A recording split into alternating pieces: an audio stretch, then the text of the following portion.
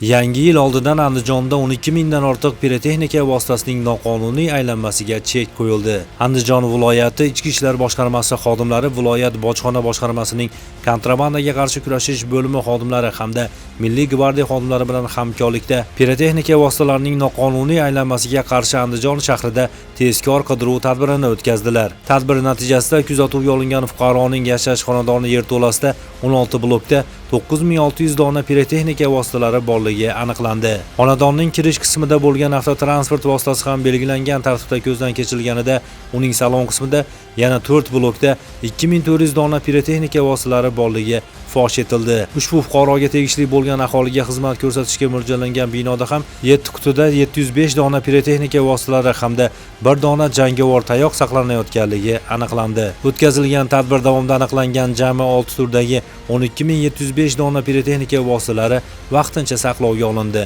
Holat yuzasidan bojxona organlari tomonidan surishtiruv harakatlari olib borilmoqda.